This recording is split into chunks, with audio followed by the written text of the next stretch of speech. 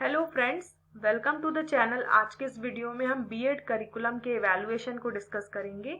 Curriculum evaluation का meaning है कि ये एक ऐसी सिस्टमैटिक प्रोसेस है जिसमें बीएड करिकुलम की डिज़ाइन, इम्प्लीमेंटेशन, इफेक्टिवनेस और इम्पैक्ट को एसेस किया जाता है और इसमें देखा जाता है, ये एनालाइज किया जाता है कि curriculum educational goals, students learning outcomes, teaching practices और professional development of future teachers के ओवरऑल इम्पैक्ट से अलाइंड है कि नहीं। मीन्स करिकुलम का अलाइनमेंट इन सबके साथ है कि नहीं, ये एनालाइज किया जाता है।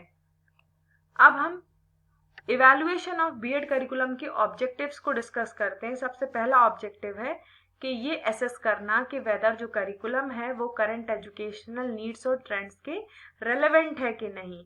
To assess the relevance of the curriculum to current educational needs and trends. Second objective है to examine the effectiveness of the curriculum in achieving learning outcomes. Learning outcomes को achieve करने में whether curriculum effective है कि नहीं, इसको examine करना। Third objective है to ensure alignment of national education policies, pedagogy standards and teacher competency requirement. ये देखना कि इन सभी के बीच में प्रॉपर रिलेशन या अलाइनमेंट है कि नहीं। फोर्थ है to identify gaps and strength in the curriculum design and content. Curriculum design और कंटेंट में गैप्स और स्ट्रेंथ को आइडेंटिफाई करना। नेक्स्ट ऑब्जेक्टिव है to gather feedback from student, teachers and stakeholders for continuous improvement. Continuous improvement के लिए feedbacks को collect करना from student, teachers and stake holders.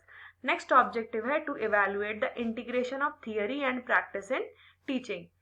Teaching में थियरी और प्रैक्टिस के इंटीग्रेशन का मूल्यांकन करना।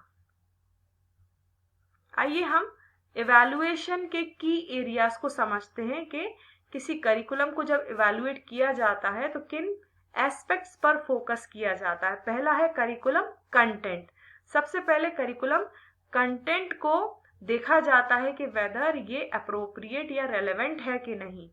Relevance of the subject and topics to the needs of future teachers.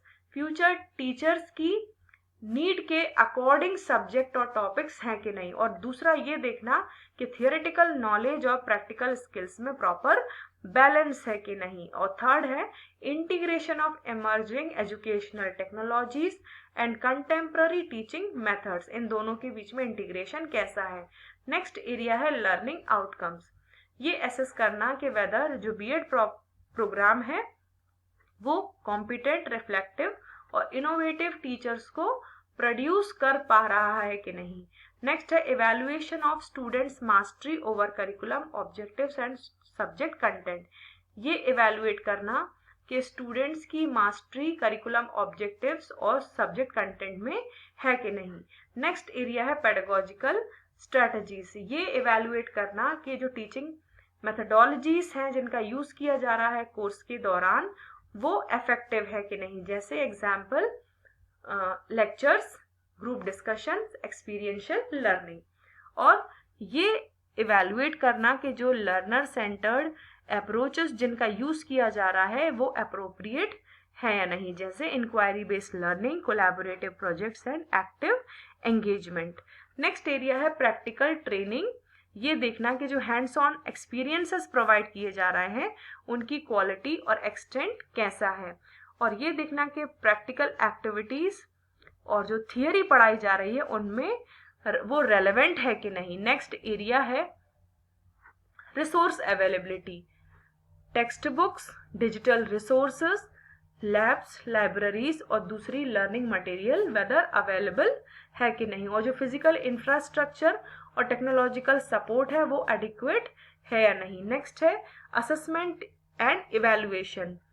Students की परफॉर्मेंस को जो असेस करने के लिए मेथड्स यूज किए जा रहा है like formative and summative assessment, वो इफेक्टिव हैं कि नहीं।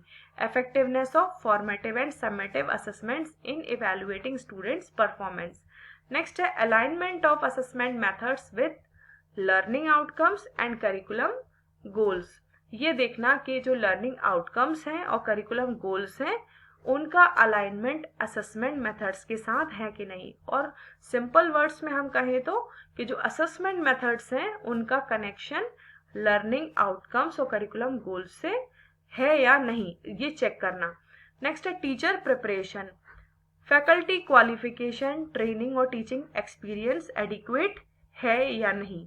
नेक्स्ट है faculty competence in modern pedagogical techniques and use of technology in teaching. So these are some of the key areas of evaluation in B.Ed curriculum. Next है methods of evaluating the B.Ed curriculum, किस तरह से B.Ed curriculum को evaluate किया जाता है। पहला सर्वे और फीडबैक्स के थ्रू, दूसरा क्वेश्चनायर्स के थ्रू, थर्ड है classroom observations, fourth analysis of academic performance, fifth interview with stakeholders and sixth is comparative studies. Next है चैलेंजेस। B.Ed करिकुलम को एवेल्युएट करने में कई चैलेंजेस आते हैं, जैसे diverse students, background, curriculum content को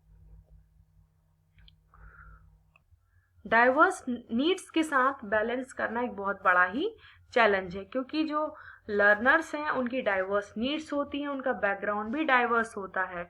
सो B.Ed करिकुलम को उनके अकॉर्डिंग बनाना एक बहुत ही बड़ा चैलेंज है। दूसरा चैलेंज है rapid changes in education, curriculum को रेगुलरली अपडेट करना भी बहुत बड़ा चैलेंज है। जिस स्पीड से चेंजेस आ रहे हैं उतनी ही स्पीड से करिकुलम को अपडेट करना पॉसिबल नहीं होता है। तीसरा है लिमिटेड रिसोर्सेज, B.Ed कॉलेजेस में रिसोर्सेज इनसफिशिएंट आज भी हैं, जैसे text books, training materials and practical teaching aids. Next है stakeholder involvement, stakeholders का इन्वॉल्वमेंट भी मीनिंगफुल नहीं है। नेक्स्ट है असेसमेंट रिलायबिलिटी, जो असेसमेंट टूल्स जिनका यूज किया जाता है B.Ed करिकुलम को इवेल्युएट करने में वो भी उतने रिलायबल नहीं होते हैं। सो फ्रेंड्स, इस वीडियो में हमने B.Ed करिकुलम के इवेल्युएशन को डिस्कस किया। Thank you so much.